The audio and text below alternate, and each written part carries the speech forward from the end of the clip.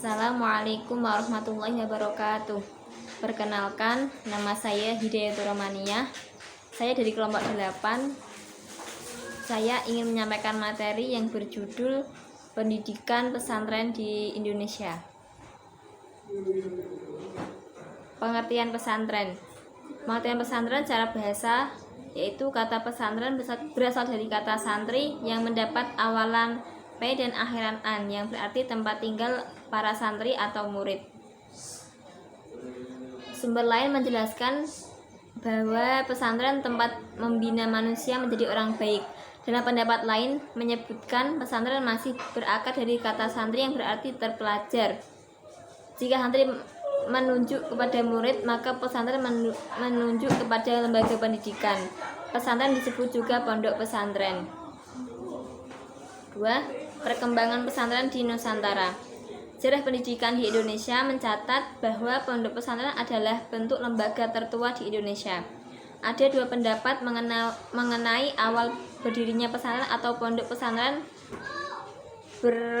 berakar pada tradisi Islam itu sendiri, dan pendapat kedua mengatakan sistem pendidikan model pondok pesantren adalah asli Indonesia.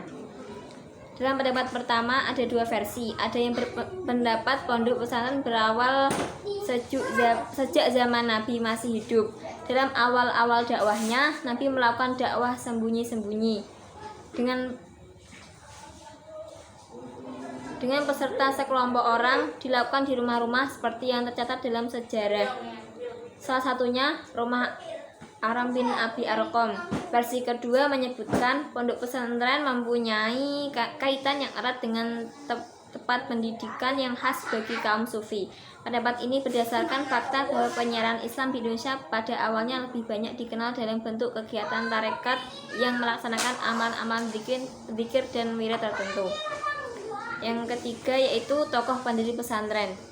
Pesantren yang berhasil menyesuaikan diri dengan perkembangan zaman yang dianggap modern seperti yang didirikan oleh Imam Azhar Kasih, yaitu pondok pesantren modern Gontar Ponorogo, pesantren Tebu Ireng yang didirikan kakek mantan presiden Indonesia yaitu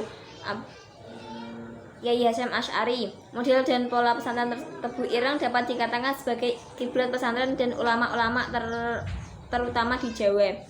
Hampir seluruh pesantren terkemuka di Jawa didirikan murid-murid Kyai Hasyim Asy'ari. Yang keempat, ilmu dan tradisi yang dikembangkan di pesantren. 1. Rihlah ilmiah. 2. Tradisi menulis buku. 3. Tradisi meneliti. 4. Membaca kitab kuning. 5. Tradisi berbahasa Arab. Yang 6. Tradisi mengamalkan thariqah. Yang 7. Tradisi menghafal. Yang 8. Tradisi berpolitik. Dan yang 9. Tradisi lainnya. Kemudian yang kelima yaitu fasilitas metode pendidikan pesantren. Fasilitas meliputi kiai, masjid, rumah, pondok, madrasah. Dan yang metode yaitu 1. Wetonan, 2. sorogan, dan 3. hafalan. Cukup sekian dari saya. Semoga bermanfaat. Bila ada kesalahan, mohon maaf yang sebesar-besarnya. Wallahul muwaffiq ila aqwamit thoriq. Wassalamualaikum warahmatullahi wabarakatuh.